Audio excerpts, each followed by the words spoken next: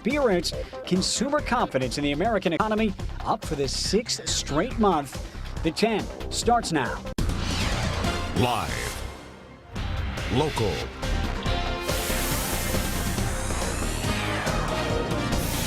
Fox 47 News at 10 starts now. Good Saturday evening, everybody. Mitt Romney now with a lead in the Michigan polls. He was in Holt this morning for the Ingham County Republican Party's Lincoln Day breakfast, where he enjoyed some home field advantage. Hannah Saunders reports.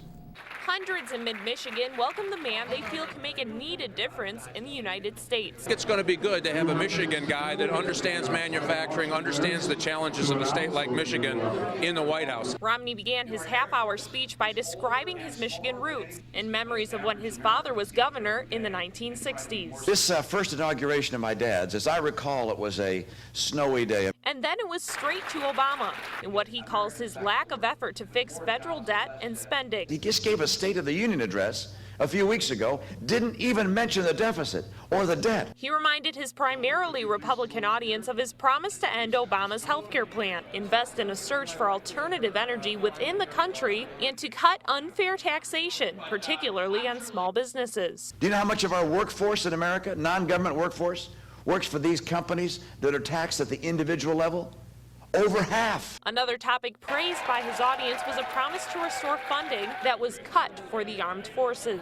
The best ally peace has ever known is a strong America, and I will rebuild our Navy and our Air Force. Romney also reiterated his concerns with unions like the UAW, which he feels have too much strength and take too much money from companies. Independent voter Lawrence Collins, who has worked for General Motors since 1976, agrees. Nepotism, capital crony, what Romney was talking, that's real.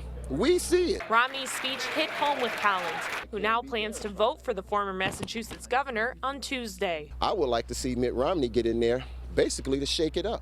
And proven by a standing ovation at the conclusion of his speech, most of the audience agrees. In Delhi Township, Hannah Saunders, Fox 47 News. But Romney, of course, still has a lot of work to do before Tuesday. Rick Santorum trails him only slightly in the polls. Santorum in Troy today to lay out his plans for the country. He said he will repeal the new health care law and boost manufacturing in the U.S. And then he called the president a snob, saying his plan to send all Americans to college is elitist. They're good, decent men and women who go out and work hard every day and put their skills to test that aren't taught by some liberal college professor and trying to indoctrinate them. Santorum also said he thinks Michigan is winnable for him. He called Romney's attacks on his conservative credentials, quote, laughable. Ron Paul also on the campaign trail in Michigan today. He attended a rally at Central Michigan University. Paul received a warm welcome from the overflow crowd, and he believes the government should only have one role. Question: should we have endless spending and entitlement system and endless wars, or should the federal government, directly under our Constitution, be meant to do one very important thing, and that is to protect your individual liberty and your right to your life? All right, as for Newt Gingrich, he is not expected to be in Michigan this weekend, and according to his website, he won't appear in the state at all before the primary. If there are changes to his schedule, we will, of course, let you know. All right, time to switch gears now. Get a check of your first alert forecast with meteorologist Julie Fuson. And Jules, not too bad out there right now after all the snow we had yesterday. Not too bad at all. The snow showers have been able to wind down this evening, and the clouds are still hanging on, but we are expecting to see breaks in the clouds develop overnight. Taking a look at the satellite and radar, you can see the snow coming to an end, with the exception of just a few snow showers to the north of Grand Rapids. Temperatures have also been able to drop a few degrees this evening. It's currently 27 in Lansing and Mason, 26 in Jackson and Hillsdale, 28 degrees in Charlotte.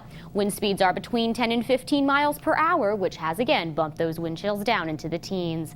Clouds are going to clear out of mid-Michigan overnight, giving way to partly cloudy skies. We'll see another partly cloudy day tomorrow and Monday, but we do have another storm system on the way for Tuesday. I'll have all the details when I come back. This accident killed one man and put another in critical condition. It happened yesterday morning in Genoa Township in Livingston County. State police say it started when someone took a left turn in front of the silver sedan you see on the right side of your screen. That sedan veered away, hit another car, and then came into the path of the pickup truck. The car's driver is in critical. His brother, Edward Sessions of Weberville, died in the crash. Others in the accident were not seriously injured.